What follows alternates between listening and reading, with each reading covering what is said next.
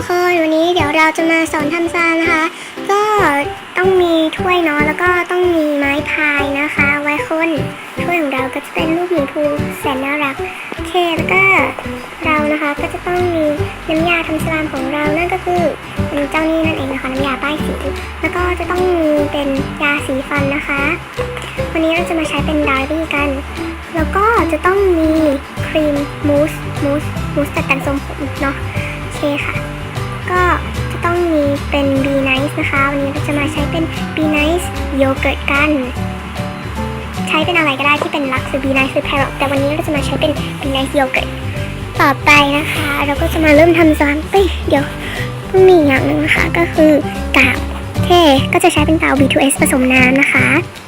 ผสมน้ำให้เยอะๆให้เร็วๆอย่างแรกนะคะเทกาวลงไปในภาชนะของเราตามปริมาณที่ต้องการนะคะเพราะซามสูตรนี้เป็นซามสูตรมั่วไม่มีแบบว่า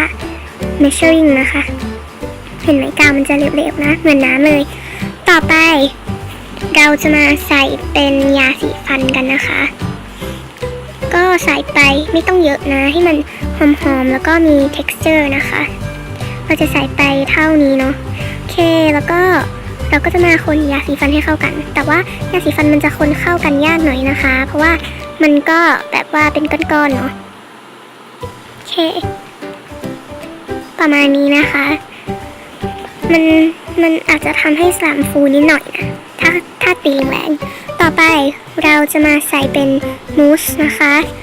ก็เอาไม้พายก่อนใส่ไปแบบว่าค่อนข้างเยอะเลยแหละ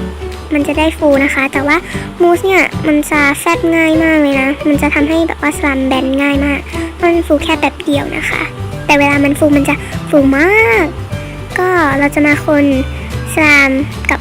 กาวกับมูสให้เข้ากันโอเคเข้ากันแล้วนะคะต่อไปเราจะมาใส่เป็น Be Nice โยเกิร์ตของเราลงไปพอใส่เสร็จก็คนให้เข้ากันนะคะมันหอมมากโอเคต่อไปนะคะเราจะมาใส่เป็นน้ำยาทำซานนะคะก็คน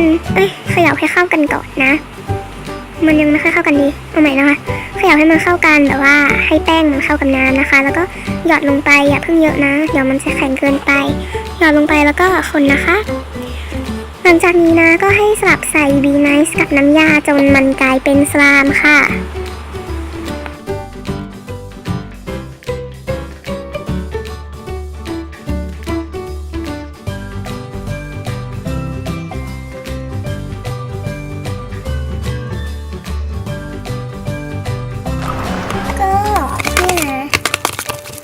ก็คือเราใส่ Be Nice ไปอีก3 ครั้งนะคะก็คือผสมน้ำยาใช่ปะแล้วก็ใส่ Be Nice ไปเรื่อยๆนะคะมันก็หายฟูแล้วมันฟูแป๊บเดียวเองหมายถึงมันก็ฟูแต่ไม่ได้ฟูแบบเมื่อกี้อะตอนที่ใส่มันฟูมากเลยค่ะส่วนนี้นะคือใครใช้กาว TOA เนี่ยให้ใส่น้ำไปแบบเยอะมากเลยนะคะเพราะว่ามันต้องการเนื้อกาวที่ค่อนข้างเหลวมันจะได้คล้ายๆโยเกิร์ตมันจะลงเลยส่วนเมลโล่นะคะก็คือเหมือนมัชเมลโล่อะมันจะฟูแต่ว่าตอนนี้หายไปแล้วส่วนพายนะคะก็คือเหมือนเคยกินพายไหมอะคือไส้มันจะเป็นแบบนี้อะ